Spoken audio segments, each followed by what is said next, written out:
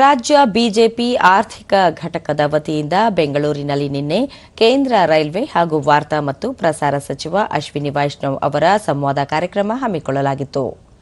ಈ ವೇಳೆ ರಾಜ್ಯ ಬಿಜೆಪಿ ಅಧ್ಯಕ್ಷ ಬಿವೈ ವಿಜಯೇಂದ್ರ, ವಿಧಾನಸಭೆ ಪ್ರತಿಪಕ್ಷ ನಾಯಕ ಆರ್ ಅಶೋಕ, ವಿಧಾನ ಪರಿಷತ್ನ ಪ್ರತಿಪಕ್ಷ ನಾಯಕ ಛಲವಾದಿ ನಾರಾಯಣಸ್ವಾಮಿ, ರಾಜ್ಯಸಭಾ ಸದಸ್ಯ ಲೆಹರ್ ಸಿಂಗ್ ಸಿರೋಯಾ ಸೇರಿದಂತೆ ಹಲವರು ಪಾಲ್ಗೊಂಡಿದ್ದರು.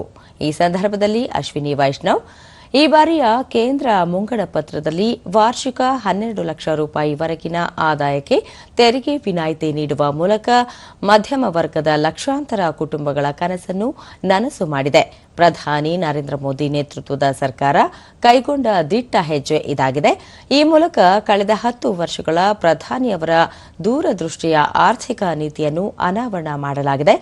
ಬಿಪಿಎಲ್ ಕುಟುಂಬದವರಿಗೂ ಸೇರಿ ದೇಶದ ಎಲ್ಲರಿಗೂ ಅನಿಲ, ನೀರಿನ ಸಂಪರ್ಕ ಪಡೆಯುವಂತಾಗಿದೆ ಎಂದರು. ಕಳೆದ 10 ವರ್ಷಗಳಲ್ಲಿ 88 ಹೊಸ ವಿಮಾನ ನಿಲ್ದಾಣ ಆರಂಭಿಸಲಾಗಿದೆ. 31,000 ಕಿಲೋಮೀಟರ್ ಹೊಸ ರೈಲ್ವೆ ಹಳಿ ನಿರ್ಮಿಸಲಾಗುತ್ತಿದೆ. 54,000 ಕಿಲೋಮೀಟರ್ ಹೊಸ ಹೆದ್ದಾರಿಗಳ ನಿರ್ಮಾಣವಾಗಿದೆ. 390 ಹೊಸ ವಿಶ್ವವಿದ್ಯಾಲಯಗಳು, ಐಐಟಿ, ಏಮ್ಸ್ಗಳ ಸಂಖ್ಯೆ ದ್ವಿಗುಣವಾಗಿದೆ ಎಂದು ಅವರು ತಿಳಿಸಿದರು.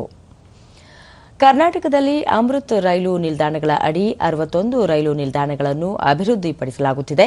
ಪ್ರತಿಯೊಂದು ರೈಲು ನಿಲ್ದಾಣಗಳ ಆಧುನೀಕರಣಕ್ಕೆ ಹೆಚ್ಚಿನ ಆದ್ಯತೆ ನೀಡಿದ್ದು, ರೈಲು ನಿಲ್ದಾಣಗಳ ಕಟ್ಟಡಗಳ ವಿನ್ಯಾಸದಲ್ಲಿ ಪ್ರಧಾನಿ ನರೇಂದ್ರ ಮೋದಿ ಅವರೇ ಆಸಕ್ತಿ ವಹಿಸಿದ್ದಾರೆ.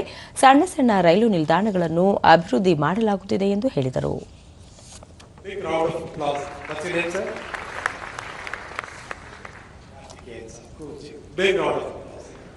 What is it today? 42%. Our Prime Minister Narendra Modi ji in 2015, he took this decision and raised the tax devolution to the states from 32% to 42%. One. Two, every project brings investment to a state. So for example, the railway allocation for Karnataka used to be just about 835 crore. Today it is 7,650 crores.